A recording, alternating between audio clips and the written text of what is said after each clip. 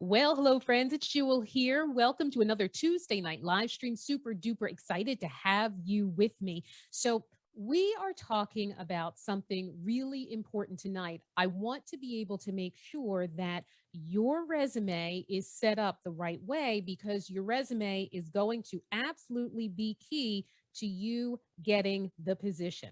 Now, if you can see me and hear me fine, you can go ahead and give me some likes and loves.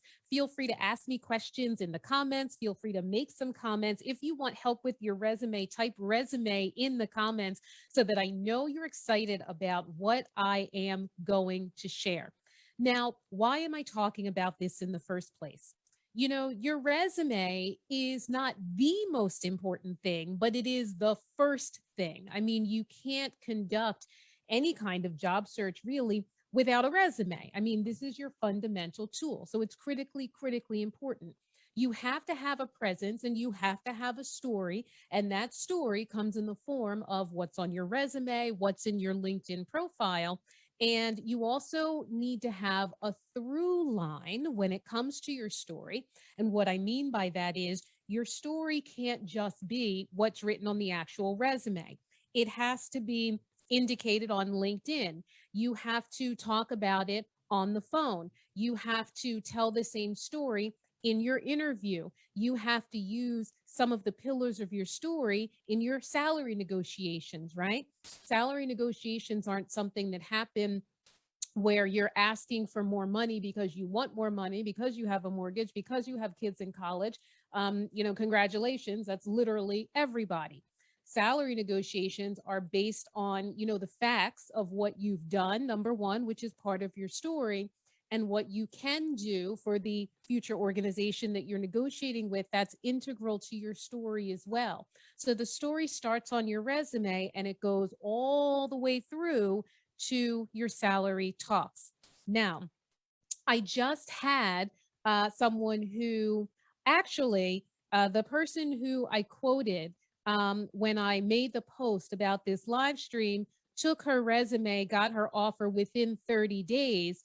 And I think either at the last live or the live before that, I talked about two more people for whom that happened. It was either 30 days or 6 weeks. But the point was, they took the resume and just ran with it and got really wonderful success. So here's what I want to emphasize to you tonight. These stories are not, miracles. It's not once in a lifetime. Week in and week out, I'm seeing this happen for my private clients. The point of the lives that I do here with you is to share these tactics and share these strategies. I want you to have very actionable information that you can use so that you can apply it to your resume, so that you can apply it to your job search. If you're actively job searching right now, can you tell me that in the comments? If your job search is on, just write job search in the comments. I want to get a sense of who is actively job searching and who is, maybe passively job searching or just kind of waiting for an opportunity to float into your lap because you may be happily employed right now, but you like to keep your ear to the ground for the next opportunity. So if you're actively job searching right now, go ahead and write job search in the comments. If you have questions while I'm talking, you can go ahead and put them into the comments. I will see them. If you end up catching me on replay, you can still put your questions in the comments. I'll still be notified. I will see them. So what I want you to be able to do in order to fast track your hiring process is include three core pillars in your resume. Let's go ahead and talk about what those are right now.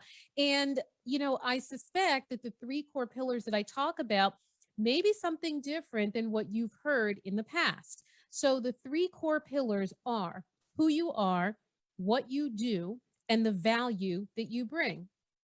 Who you are, what you do, and the value that you bring. So let's go ahead and break those down for a minute. So, number one, who you are. Notice how I'm saying that first, right?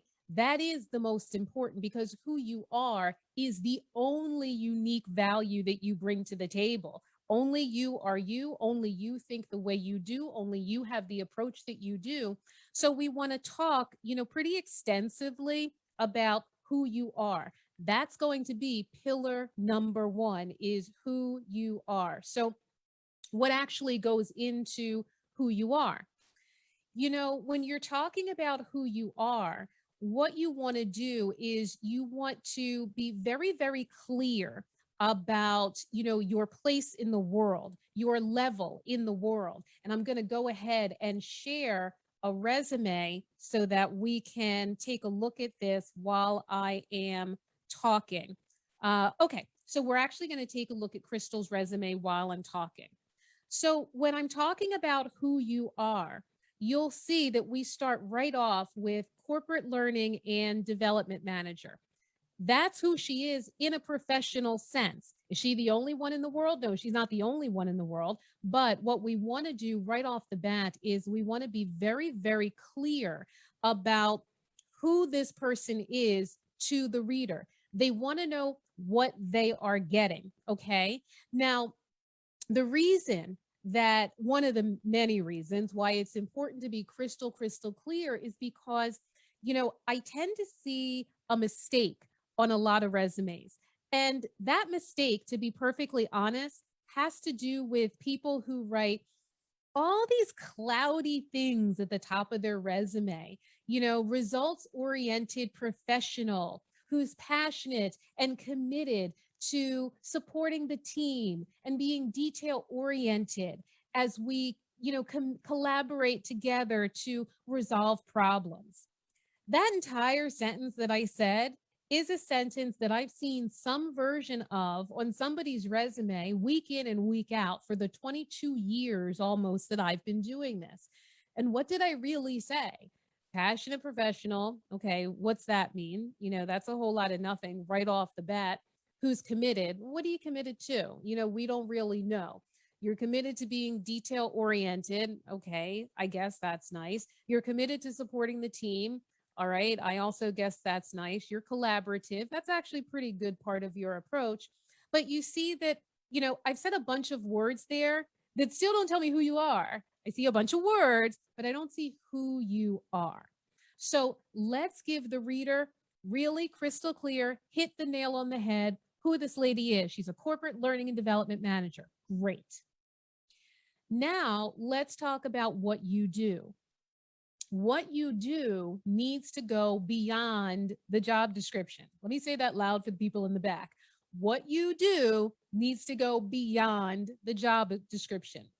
The other thing that I've seen in my 22 years of doing this is I'll get a resume that's, like the before version of the resume, right? Because then what I give you after is the after version after we do our work together. So the before version of the resume quite literally will have the job description as it was written in the online job ad from whenever the person got that job. And I can tell because it speaks in this weird far away third person voice. It describes the job and not the person. All right. So when we're talking about what you do, it's what you do. It's not what the job is, it's what you do that's critically important. So here, when we're talking about Crystal, let's take a look at what she does. She's a corporate learning and development manager who conceptualizes strategic learning and development plans and builds engaging, effective, best-in-class solutions that promote professional development and performance. Now, guess what? I bet that doesn't sound like any job description you're going to read online anywhere because it isn't. What you want to do is be bold enough to say, hey, this is what I come in and do. There's a job description, and then there's you in the job. Huge difference. We want your resume to the degree that we can make it into a living, breathing document. And guess what? It can't live and breathe if all we're doing is describing, what the job is as opposed to you in the job. Huge, tremendous difference. So I just want you to be keenly aware of that. Boldly say what it is you do, because what it is you do is infinitely more interesting than describing the job. We don't need to know the job of any learning and development manager. That's not it. This isn't the resume for any learning and development manager. This is not, a government description of This is what a learning and development manager does. He's responsible for this, this, and this. That's not what this is. This is your living, breathing story. So take advantage of that. Let me also point out something else. When we write, who you are, what you do, and the value you bring, these three pillars that I'm talking about, we do it in the present tense because the present tense indicates action. So when we're talking about what she does, she conceptualizes strategic L&D plans. She's doing that right now. Now, could this pertain to the past? Could she have been laid off a month ago and she's not doing it, today, this week, or right this second? Sure, that could have happened. But we're going to use the resume and we're still going to speak in the present tense because the present tense indicates action and we all want to know what's happening right now. Something that I want to impress upon you that's very important from the employer's perspective, the employer doesn't care that much about history. History, what difference does that make? The employer cares about what's now and the employer cares about what's next. Those are the two most important concepts that we want to make sure to emphasize. All right, so those are going to be two of the keys that are going to be critically important in positioning your story on your resume so that you are the person who gets that call back, gets that series of interviews, and gets the offer within 30 days. If you want to get hired in 30 days, you can pop that into the comments for me. And I still also want to know who is actively job searching. Let me make sure that I can see the comments because you may be talking to me and I may not even know it. Okay, if you want to get hired in 30 days, you can go ahead and pop that into the comments. And if you are with me on what I'm talking about, as far as these first two pillars, who you are and what you do, go ahead and give me some likes and loves so that I know what you're tracking with me, so that I know that you understand and embrace what I'm saying. All right. So the third pillar, and I call these pillars, these can also be the three legs of a three-legged stool. That's another way to think about it. Three-legged stool can't stand up if one of the legs is broken. So we talked about who you are. Next is what you do. Third, I want to make sure to talk about the value that you bring to the table. So you can express value in a lot of ways. One of the things that I do want to urge you to do is to be concrete. Your value is not being detail oriented. Your value is not being results oriented. Your value is not even problem solving unless you say what the problems actually are. So another mistake that I tend to see, a lot of people want to emblazon their resume with how good of a problem solver you are. And what I really want to impress upon you to do is think about what that means and try to ask yourself the next question. So when someone tells me, when I'm in consultation with one of my private clients and they say, one of my greatest assets is people always say I'm a good problem solver. Ask yourself the next question, which is this. Okay, what are the types of problems that you solve? Is there a consistent, repeated theme that comes up? And then answer that question. So the answer may be, I really do kind of take on those angry, pissed off, upset clients. And whenever that happens, the top brass seems to want to put that client in my lap to soothe them and listen to them and figure out what's wrong and figure out what resources we're going to put together in order to solve it, by hopefully the next day or 48 hours later. You got to think about themes that come up in your career. If you're always the person who deals with the angry, pissed off clients and then obviously successfully makes them happy and sells them into, yet the next thing, then that's the problem that you solve.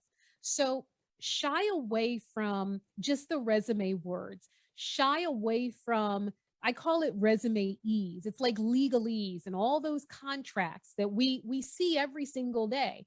We have a cell phone contract. We have an online banking contract. DocuSign sends us 10 pages about whatever. And we never read that, right? It's all legalese. Well, I have what I call resume ease, which is all these words that people just put in resumes and they don't mean nearly as much or carry nearly as much impact as you think. Problem solving is one of those words. Being passionate is one of those words. Being detail oriented is one of those phrases. You got to think about what these things really and truly mean.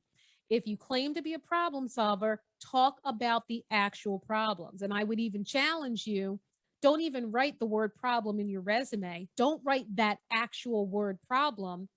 Talk about what the problem is and talk about how you have the strategy and the expertise to repeatedly solve that problem for the client, for the business, for the company.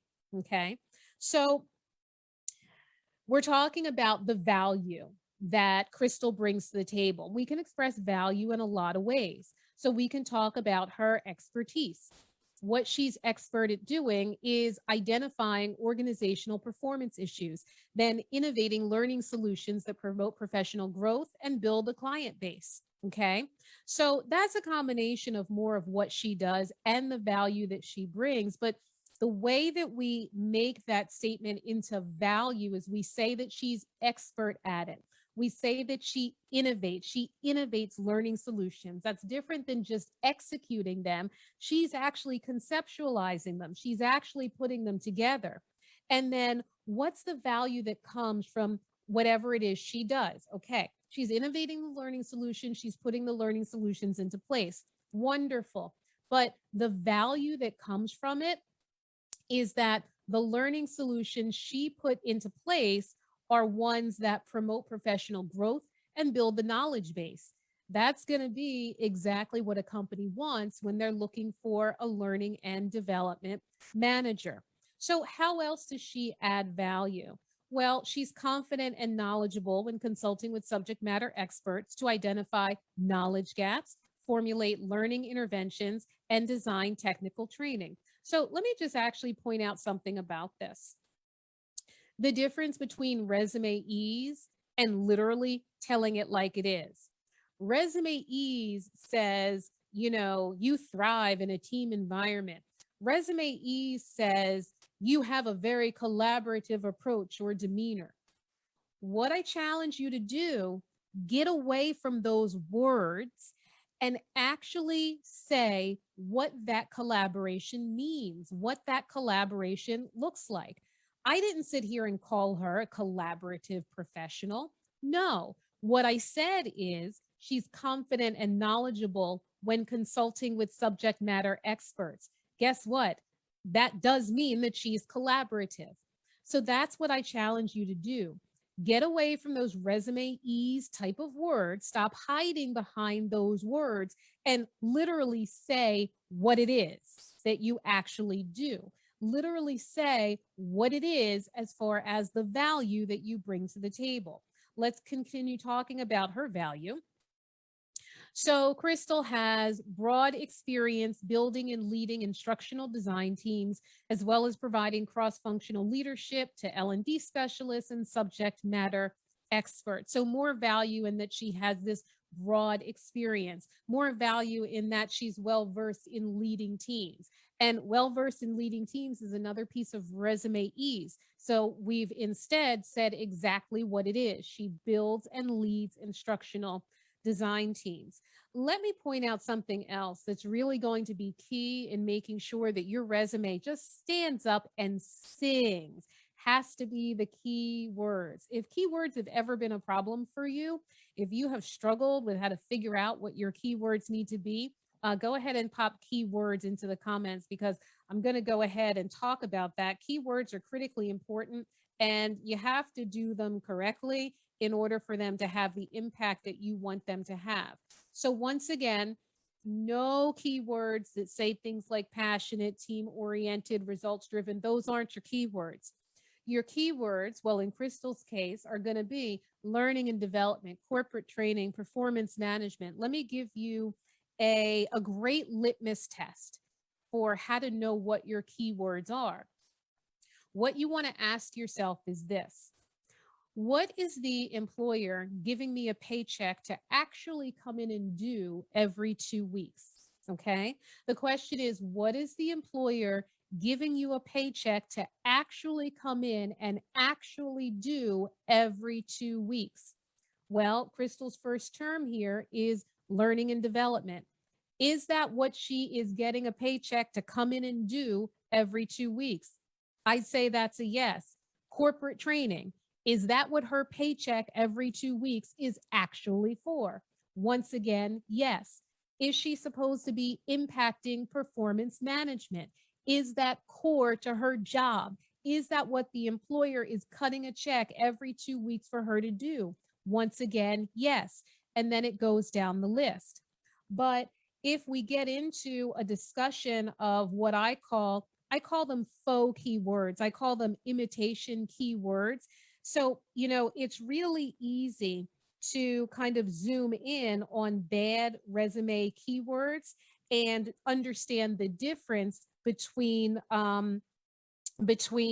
the resume keywords that actually mean something and the resume keywords that truly do not mean anything. So let's pull up some kind of bad resume keywords because I don't want to keep on telling you the same thing. So, okay, keywords that don't matter, you being a go getter. Keywords that don't matter, you having synergy. What does that mean? You never say that in a normal sentence when you're talking to, people. Um, Keywords that also don't matter. Thriving in a fast paced environment. Thriving in a fast paced environment, what does that mean? That just means you can keep up with a 9 to 5. Okay. Well, congratulations. You have to keep up with a 9 to 5. This is called a job. This is not called lounging around all day from 9 to 5. You need to do that at home. Results driven is another one. What does this mean? You don't ever say that in a conversation with anybody. You've never said that in a normal sentence at the dinner table. Well, I'm very results driven.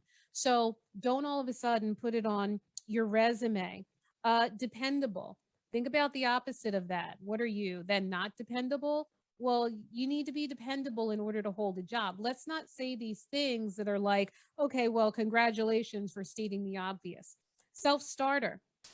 Self starter is in every ad. And I know that one of the reasons that these words keep on showing up on your resume is because they're in the ad. They are fillers when it comes to an ad as well. That's why I really want to impress upon you, don't use them as fillers in your resume. You being a self starter, once again, you've never said that in a normal sentence to anyone. Once again, that's not really what the employer is cutting you a paycheck for every 2 weeks. He's not paying you to be a self starter. No, he's paying you to conduct sales management. He's paying you to provide marketing leadership. He's paying you to lead learning and development. He's not really paying you to be a self starter. He expects you to be a self starter. He expects you to wake yourself up and come to work every day. You being flexible. Here again, what's that mean? Think about the opposite of that. What, you're inflexible? What, you only do things one way? You listen to no one? You take in no additional ideas? So don't fill your resume with these imitation keywords that really, truly do not mean a whole heck of a lot. So, friends, those are the three things that I wanted to go over with you that are truly the pillars when it comes to setting up your resume the right way.